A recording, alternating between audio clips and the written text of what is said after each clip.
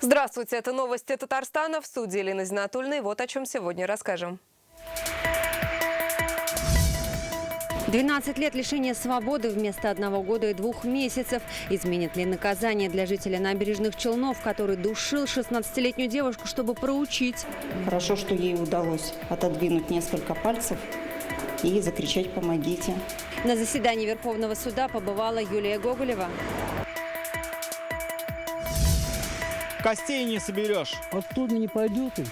Здесь не может быть наши, а кто еще? У озера казанского поселка Константиновка кто-то выбросил кости крупного рогатого скота. Чем это повлияет на фауну и что грозит нарушителю, узнавал Рамиль Шайдуллин.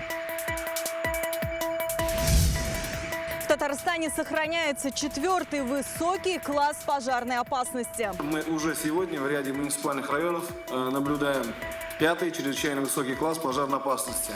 Заинский, Альметьевский, Апостольский, Каверский. Как берегли леса от пожаров и сколько еще будет действовать запрет на вход и въезд в леса, расскажет Алия Хайрудинова.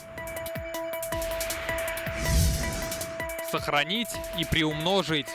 Семье нужно, чтобы у ребенка появилась любовь к своему родному языку. О чем говорили на Республиканском форуме педагогов татарского языка, расскажет Рамиль Галиулян. Неспокойной выдалась минувшая ночь в казанском поселке Борисоглебское. Здесь легковушка на огромной скорости врезалась в дерево. Момент ДТП попал на камеры видеонаблюдения. В результате аварии 2 человека погибли, еще 2 пострадали. Незадолго до трагедии 21-летний водитель со своим товарищем заехали за молодой семейной парой, собирались в Арск. Но на улице Шоссейная он разогнал «Ладу». По словам девушки-пассажира, скорость достигала 160 км в час. При этом на автомобиле была установлена зимняя шипованная резина. На искусственной неровности машина подскочила, зацепила бордюр на встречной полосе и врезалась в дерево. Автомобиль от удара разорвало на части. 3 молодых людей вылетели из салона. Они не были пристегнуты. Ремнем безопасности воспользовалась только девушка. Она получила минимальные травмы и впоследствии вместе с мужем самостоятельно обратилась в больницу. Водитель «Лады» скончался в карете скорой помощи. Его пассажир умер в больнице. Из 4 пассажиров пока предварительно 1 пассажир, эта девушка, была пристегнута на заднем сиденье, и именно ее жизни в настоящий момент, насколько нам известно, ничего не угрожает. Поэтому еще раз призываю всех участников дорожного движения в обязательном порядке пристегиваться ремнями безопасности, которые, несомненно, спасет вашу жизнь. В Татарстане возбудили уголовное дело по факту нападения бродячей собаки на 3 детей. Инцидент произошел на одной из детских площадок Кукмарского района. Под присмотром бабушки здесь играла 5-летняя девочка. Рядом находились 2 11-летних мальчика. В какой-то момент к ним подбежала дворняга и напала на детей. В результате у малышки множественные рваные раны лица, у мальчиков травмированные мягкие ткани. Все были доставлены в районную больницу. После осмотра врачей ребят отправили домой на амбулаторное лечение. Девочку госпитализировали. Уголовное дело возбуждено по статье «Халатность». Сейчас следователи выясняют, как в районе велась работа по отлову безнадзорных животных, с какой из компаний был заключен договор и выполняла ли она свои обязательства. Возбуждено уголовное дело в отношении должностных лиц Кукмарского муниципального района, а также иных лиц, ответственных за отлов безнадзорных животных. В настоящее время напавшая на детей собака отловлена специализированными службами. Проводятся следственные действия, направленные на установление всех обстоятельств произошедшего. В рамках расследования уголовного дела будут установлены конкретные должностные лица, ответственные за отлов и изоляцию бродячих животных на территории муниципального образования, и их действия либо бездействие. Очередная трагедия с ребенком произошла в набережных Челнах. Из окна 9-го этажа многоквартирного дома в поселке Зяб выпал 4-летний мальчик. Он чудом остался жив. Его доставили в детский медицинский центр, затем перевезли в ДРКБ. Ребенка прооперировали в состоянии искусственной комы. Он находится в реанимации. Врачи борются за его жизнь. Обстоятельства случившегося выясняют полицейские. По предварительным данным, в квартире ребенок находился вместе с папой. В момент падения он был в другой комнате. Малыш облокотился на москитную сетку и выпал из окна. С начала года только в набережных Челнах это уже 6-й подобный эпизод. 1 ребенок погиб. Родители в очередной раз призывают быть бдительными, не оставлять детей без присмотра и устанавливать на окна специальные замки. Я слышу, что-то мяукает. Как, думаю, котенка, что ли, выбросили, кошку или что. Это самое. А потом вроде как ребенок хочет плакать. В общем, звуки издавал какие-то. И ребята подошли, ну, там стали собираться и говорят, это надо скорую вызывать. Там не семья, там вот этот парень, он взял ребенка своего себе. Как сказать, день отца получается. Как правило, родители пренебрегают элементарными требованиями техники безопасности, в связи с чем предупреждаем, что за неисполнение либо ненадлежащее исполнение родителями своих обязанностей предусмотрена как административная, так и уголовная ответственность. В Верховном суде республики сегодня рассматривали апелляцию по резонансному делу. Эта история дважды потрясла набережные Челны. Впервые ровно год назад. Тогда на 16-летнюю девочку во дворе напал 33-летний мужчина. По словам очевидцев и мамы девочки, он начал ее душить. На крик прибежали друзья, которые испугнули нападавшего. После выяснилось, он уже был судим за убийство и отсидел 11 лет. Каково же было удивление семьи пострадавшей девочки, когда Набережно-Челнинский городской суд назначил ему срок – год и 2 месяца. С учетом времени, проведенного в СИЗО, мужчина должен освободиться уже в октябре. Что будет дальше? Вот вопрос, который весь этот год беспокоил семью Смолькиных. Они считают приговор слишком мягким для такого преступления. Что сегодня решила высшая инстанция? Репортаж из зала суда Юлии Гоголевой. Прошу приговор Набережно-Челнинского суда отменить. Эта история произошла ровно год назад. 3 августа около 10 вечера 16-летняя Виктория Смолькина вышла во двор погулять с собакой, пообщалась с друзьями и направилась к дому. В тот момент к ней подбежал 33-летний Алексей Зайнулин в состоянии алкогольного опьянения. Предложил познакомиться, получил отказ, начал душить девушку. Только по счастливому стечению обстоятельств друзья услышали крик о помощи. Угрожать же можно словесно, правильно? А здесь уже было действие. Он ей закрыл одной рукой нос, рот, второй рукой предплечьем. Надавил в область шеи. То есть это доступа кислорода не было. Это доли секунды. Хорошо, что ей удалось отодвинуть несколько пальцев и закричать «помогите». И спасибо, что мальчики находились неподалеку. Гнались за ним почти до квартиры. Так и выяснилось, где нападавший проживает. Сразу же было возбуждено уголовное дело по статье «Покушение на убийство». Следствие по делу длилось 10 месяцев. В конце мая Челнинский суд постановил наказание назначить по 119 статье «Угроза жизни и здоровью». Мужчину, ранее уже отбывавшему срок за умышленное убийство девушки, он задушил ее колготками, приговорили к 1 году и 2 месяцам колонии. В октябре он выйдет на свободу. Почему суд переквалифицировал статью? Что будет с девушкой, когда нападавший освободится? Не попытается ли он совершить повторное нападение? Вот вопросы, которые волнуют родственников пострадавшей стороны. Алена Полынкина подала апелляцию в Верховный суд. Их поддержала прокуратура. Судимость у него не погашена. Он вышел и в своем же дворе опять чуть не совершил то же самое. Это же доли секунды.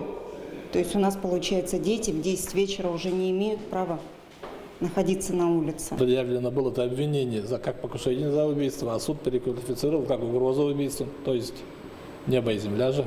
Конечно, мы недовольны. Ночью, 10 вечера, в августе, ночью же это, темнота, душить, нажимать на шею и закрывать рот и нос. Это как называется? Это что, угроза убийством разве? Это покушение на убийство. Апелляцию в Верховном суде сегодня рассматривали коллегиально. Осужденный Алексей Зайнулин присутствовал на заседании по видеосвязи. Адвокат лично. Они настаивали. Мысли об убийстве не было. Отсутствие каких-либо телесных повреждений у потерпевшей, даже в области слизистой ротовой полости, и возможность одной рукой девушки убрать руку взрослого мужчину без каких-либо следов свидетельствует о незначительной силе воздействия и Зайнулина, и Смолькина, и об отсутствии у него умысла на удушение или лишение жизни Смолькина. Еще раз хочу попросить об извинении у стороны потерпевших. Готов возместить моральный ущерб за причиненный испуг. Простите, пожалуйста, я не хотел никого убивать, просто напугал. Выслушав все стороны, суд жалобу мамы девочки удовлетворил и приговор Челнинского суда отменил. Приговор Набережно-Челнинского городского суда Республики Татарстан от 23 мая 2022 года в отношении Зайнулина Алексея Марсовича отменить. Уголовное дело направить на новое рассмотрение в тот же суд в новом его составе. Новое судебное заседание по этому делу в Автограде пройдет в сентябре. Если статью, по которой обвиняют Алексея Зайнулина, переквалифицируют на 105-ю попытка убийства, ему грозит до 12 лет лишения свободы. Юлия Гоголева, Рамзиль Гарипов, ТНВ, Казань. У живописного озера останки крупного рогатого скота. Такую картину в выходные казанцы увидели в поселке Константиновка. Кто-то привез и выбросил у водоема кости нескольких коров и бычков после обвалки. Обычно их утилизируют, отвозят на скотомогильник или сжигают, но этот кто-то решил сэкономить. В результате останки гниют, и уже пару дней их растаскивает свора бродячих собак, создавая опасную эпидобстановку. И как сегодня выяснил Рамиль Шайдуллин, это уже третий случай за лето.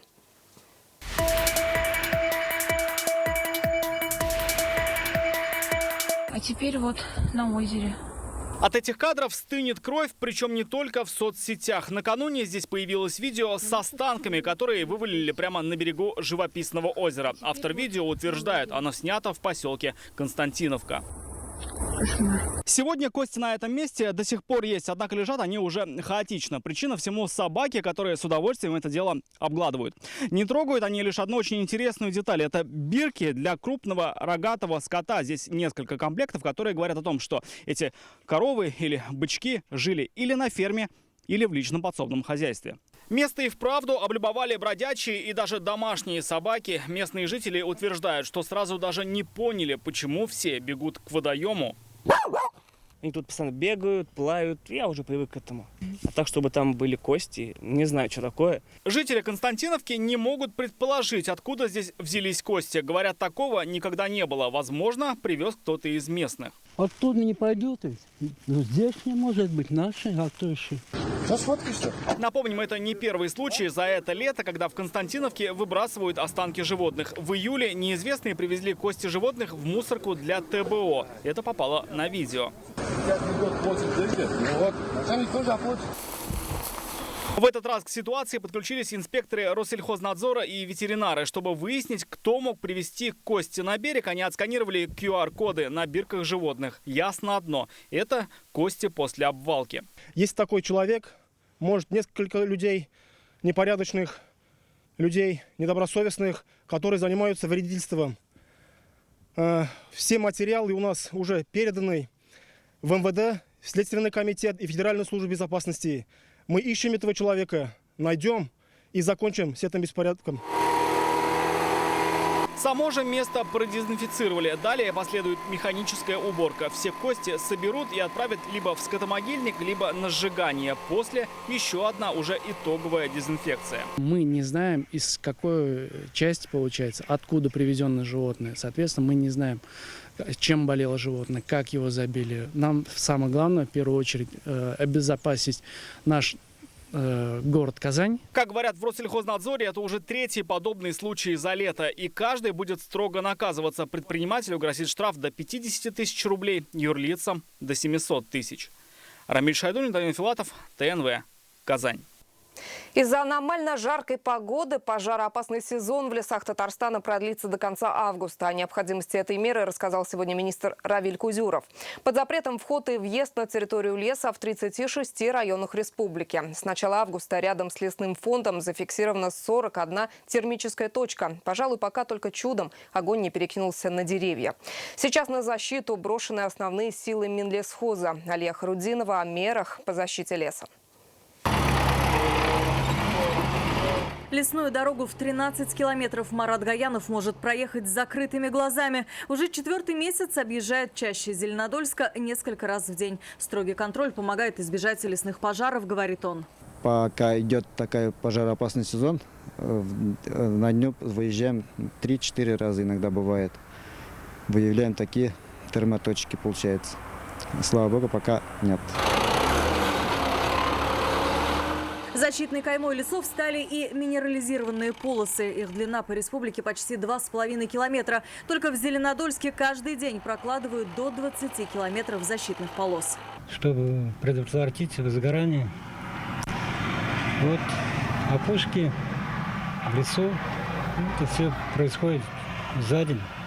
15-20 километров. В Республике Татарстан складывается достаточно неординарная лесопожарная обстановка. Поэтому готовность номер 1 никто не отменял. Десятилетняя статистика без единого пожара в лесах была нарушена в прошлом году. Тогда из-за засушливого лета республика потеряла более 200 гектаров леса. В этом году пожаров пока нет.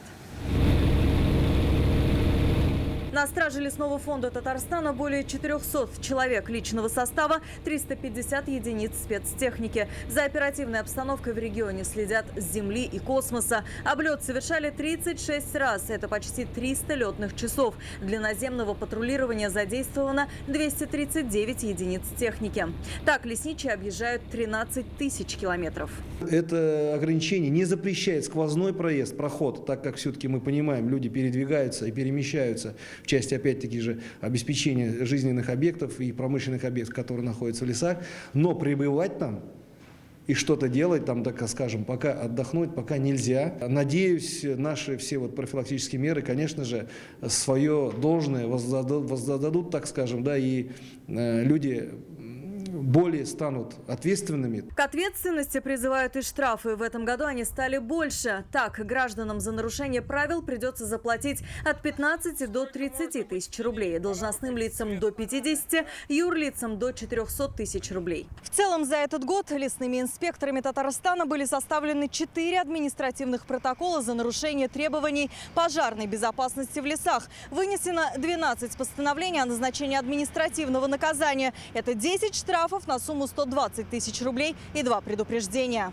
Лесные пожары полыхают в соседних регионах. Поволжье потеряло почти 2000 гектаров леса. Так, в Пермском крае 82 случая, в Нижегородской области 64, в Башкортостане 46. По 42 лесных пожара зафиксировано в Оренбургской и Кировской областях. У нас определенный есть регламент. Мы с каждым соседом регионом заключаем соглашение о взаимодействии, где прописываются все силы, средства и ресурсы, которые могут быть привлечены для помощи как им и с их стороны нам. Приведу пример. В прошлом году мы помогали нашим коллегам из Удмуртии. Меньше стало возгораний сухой травы и мусора. Если в прошлом году за 7 месяцев их было 1800, то в этом на 1000 меньше. Незаменимым помощником пожарные называют мобильное приложение «Термические точки». Разработка МЧС России. Им уже пользуются главы сельских поселений и лесничие. Только за прошлый год благодаря приложению удалось предотвратить распространение огня в лесах 800 раз. В этом 407.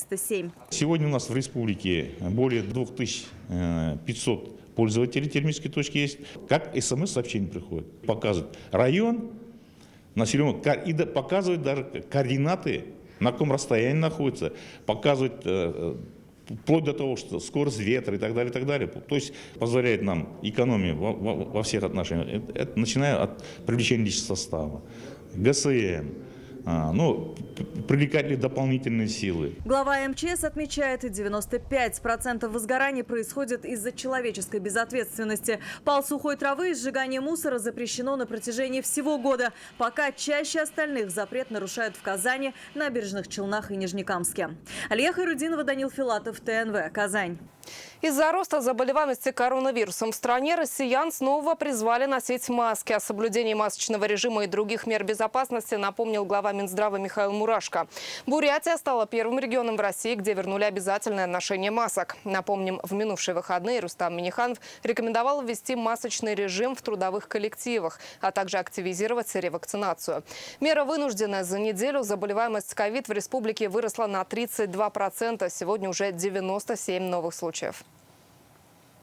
Моих детей лишают нормальной жизни. Осужденный экс-глава фонда соцстраха Павел Лоханов выступил с обвинениями в Верховном суде.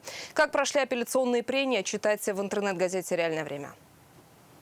В России появилось новое почетное звание «Мать-героиня». Его будут давать матерям, родившим и воспитавшим 10 и более детей. Указ подписан Владимиром Путиным. Мамы и дети должны быть гражданами нашей страны.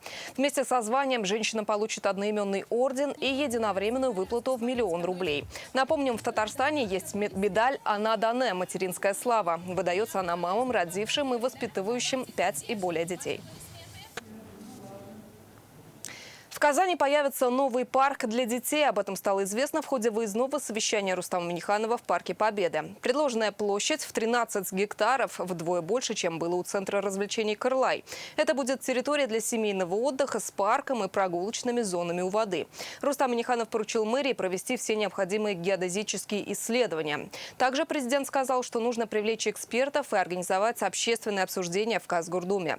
Также сегодня во время обхода у Центра семьи «Казан» президент дал поручение поручение благоустроить прилегающую территорию. На площадке обновят газон, установят скамейки, возведут сцену для проведения городских праздников, приподнимут и выровнят берег от дамбы до чаши. Будет оборудован прямой выход вдоль Ленинской дамбы к Казанскому Кремлю. Президент дал поручение установить специальное дорожное покрытие для удобства как пешеходов, так и велосипедистов. На родном татарском языке в республике обучается лишь каждый 4-й ребенок, а в 7 районах никто не выбрал татарский для госэкзамена. Развитие национального образования обсудили сегодня в Казани. Здесь открылся республиканский форум педагогических работников. Он прошел в стенах полилингвального комплекса «Адамнар». Учителя татарского языка со всего Татарстана сегодня искали ответы, как язык сделать востребованным, методику доступной и подходы применять неформальные.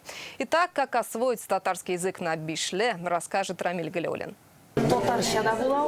Так, в Казанском институте культуры разработали виртуальное приложение для изучения гончарного искусства, дизайна костюмов и резьбы по дереву. С помощью тренажера студенты будут учиться и сохранять важные знания на многих языках, в том числе на татарском. Главная фишка Татарстана – на татарском родном языке вот такие программы. Нам хотелось сделать очень интересные, заманчивые программы для детей, подростков и молодежи. Что сегодня привлекает молодежь? Да? Различные цифровые, да, мультимедийные программы. И на сегодняшний день у нас пока в Поволжье для нас аналогов нет. Республиканский форум педагогов начинается с выставки. Здесь проекты по сохранению и развитию родного языка. Это пособия, онлайн-уроки и развлекательные передачи. Шаян ТВ рассказывает о проектах Балашах-Жара и Шаян Алифба. У них миллионные просмотры в интернете. Они реализованы при поддержке комиссии при президенте. Шаян Алифба – анимационный проект, где дети могут изучать татарские буквы, татарские слова, смотря увлекательные картинки. Сделано по современным трендам и актуальным темам, чтобы завлечь внимание детей. Те, кто обычно учат, сегодня учатся сами. В зале самые преданные поклонники своего дела. Преподаватели татарского языка со всей республики. В центре обсуждения – развитие национального образования. Как отметил Марат Ахметов, сегодня только каждый 4-й ребенок в республике обучается на родном татарском языке. А в 7 районах никто из выпускников 9 классов не выбрал для экзамена татарский.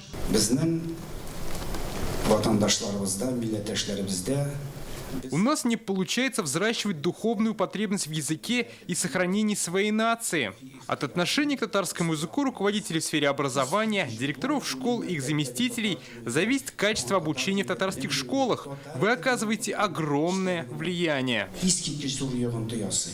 Важная ступень образования перед школой – детский сад. За 3 года в Татарстане построено 75 детсадов, но не все учреждения до сих пор укомплектованы. Острая проблема с национальными кадрами и отсутствие преемственности между детским садом и школой.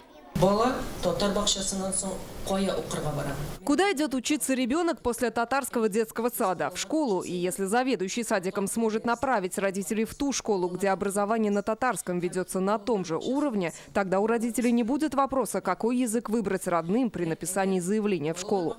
Все участники сошлись во мнении – любовь к родному языку закладывается в семье. В семье нужно, чтобы у ребенка появилась любовь к своему родному языку.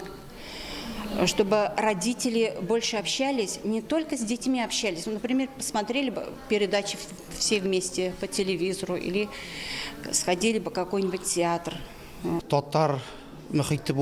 Надо признать, что все меньше молодежи сейчас говорит на татарском языке. Этот форум – отличная площадка, чтобы найти решение этих проблем. Понимаем, что на нас возложена важная миссия – обучение подрастающего поколения татарскому языку. Как отметил Марат Ахметов, чем раньше человек полюбит татарский, тем лучше он его освоит. Национальное образование – главный стержень нации, а без учителей татарского невозможно представить судьбу языка. Рамиль Галиуллин, Алмаз Заидинов, ТНВ, Казань.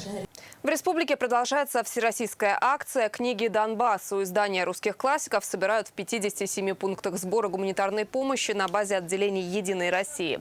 На следующей неделе их направят школьникам, проживающим на освобожденных территориях ДНР и ЛНР. Сейчас собрано уже 600 книг. Присоединиться к акции может каждый. Напомним, акция «Книги Донбасса» стартовала в марте. За все время собрано и передано 5000 книг на русском языке. Акция очень важна сегодня, поскольку наши освобожденные территории готовятся к 1 сентября. Нужны книги, нужна база для патриотического воспитания молодежи. Акция, которую объявила наша партия в феврале этого года, она объединила всех депутатов, всех неравнодушных людей. В завершении выпуска давайте посмотрим, как голуби наслаждаются жаркими днями в фонтане Людского садика Казани. Кадры отснял наш оператор Игорь Романов.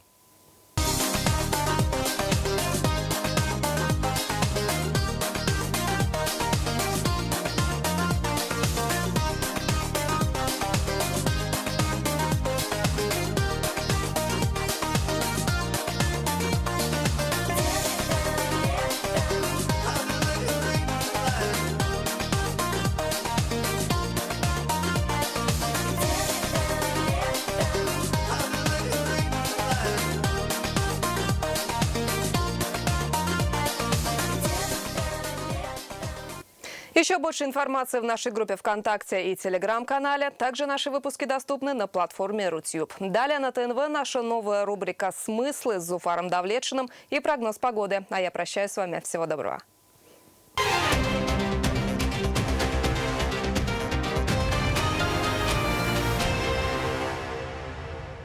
Здравствуйте! У нас сегодня новая рубрика. Мы назвали ее «Смыслы». Будем здесь говорить о жизни, о прошлом, о будущем, но больше всего, конечно, будем говорить о настоящем.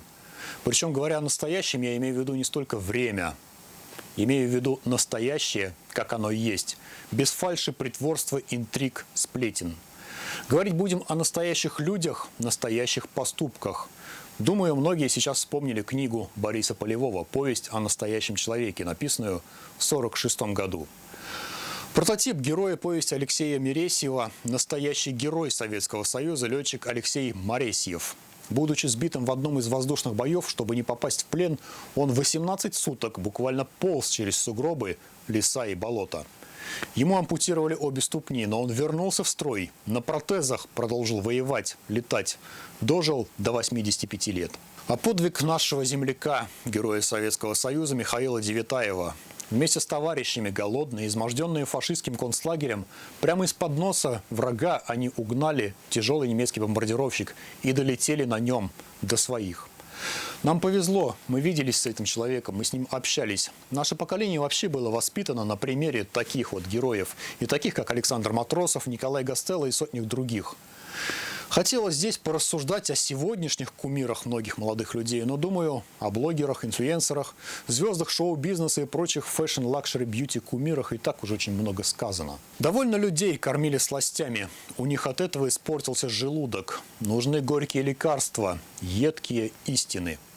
Это слова Михаила Лермонтова, написанные им в середине XIX века в своем «Герое нашего времени». Мне кажется, очень актуальны эти слова и сегодня. Чтобы вылечиться, приходится проглатывать горькие пилюли. Горесть сегодня в том, что мы стали забывать, кто такие настоящие люди, настоящие герои.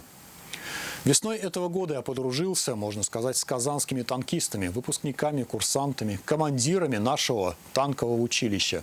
Оно осталось единственным на всю Россию, готовящим офицеров-танкистов. Повод тогда казался нерадостным, но я увидел тех самых настоящих людей.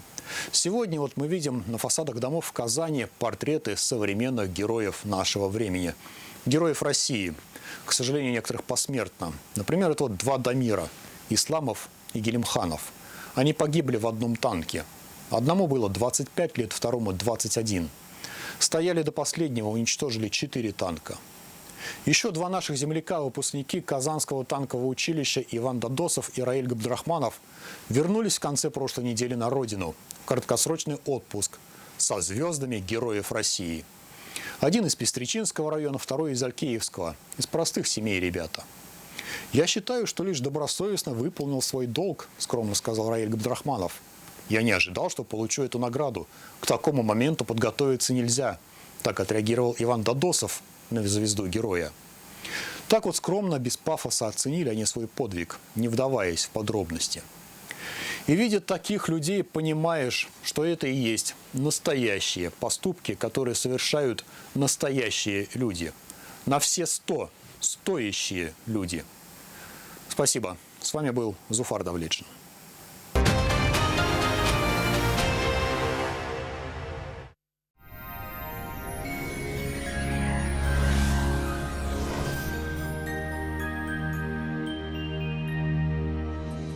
Здравствуйте, в студии Гульшат Гельмуллина. Что обещают нам синоптики на предстоящие сутки, узнаем через несколько секунд. Данил Мастер дарит скидку в 5% на заказ любой корпусной мебели до конца августа. А если позвоните сейчас, то получите дизайн-макет мебели и выезд на замер бесплатно. Не ждите, звоните 2-167-166. По данным сервиса Яндекс.Погода, в Бугульме, Бавлах, Азнакаево та же картина, что и накануне. Ясно, без осадков, днем 27 градусов выше нуля. Жарко в набережных Челнах, Нижнекамске, Елабуге, днем около 27 градусов и без осадков. В Агрызе, Менделеевске, Актаныше безоблачное небо и отсутствие осадков. Температурный фон повышенный, днем 25 градусов тепла. В Арске, Кукмаре, Балтаси ясное небо, дожди не прогнозируются. Температура высокая, днем до 27. В Болгаре, Доржаном, Буинске в погоде также пока без изменений. Ожидаемая температура днем 27 градусов тепла. В Альметьевске, Чистополе, Мамадыше температура на прежнем уровне. Ночью 12, днем до 27 градусов. Татарстан продолжает оставаться в зоне повышенного атмосферного давления и вероятность осадков минимальная. В четверг ожидается аналогичная погода. Федеральная сеть медицинских центров «Доктор Ост». Лечение самых сложных заболеваний позвоночника и суставов, без боли и хирургического вмешательства. За 14 лет в 10 городах России врачами клиники отменено более 70 тысяч операций. Боль в коленях становится пыткой. Поставили мне протез, а он не прижился. Встать на ноги я не смогла. В «Доктор Ост» пообещали помочь спасти уцелевший сустав без операции. Вместо протеза мы предлагаем всего один укол, чтобы восстановить подвижность сустава даже при тяжелых формах артроза. От протезирования я отказалась. Очень надеюсь вылечить оба колена и больше не вспоминать про боль никогда. Квартиры с чистовой отделкой для тех, кто выбирает жизнь в новом формате. Жилой комплекс «Город-парк. Новые горки». 2-677-677. Квартиры в жилом комплексе «Город-парк. Новые горки» в сданных и строящихся кирпичных домах с чистовой дизайнерской отделкой рядом с Горкинско-Аметьевским парком и метро «Горки». Подробности по телефону 2-677-677. Строительная компания «Грань». В Казани сохраняется ясная погода без осадков. Ветер западного направления слабый. Ночью ожидается около 15 градусов тепла, днем 28 градусов выше нуля. Атмосферное давление 760 мм ртутного столба. Влажность воздуха 47%. В магнитном поле Земли спокойно, но жаркая погода может стать причиной недомогания метеозависимых людей. Берегите свое здоровье. На этом завершаем наш выпуск. До скорых встреч!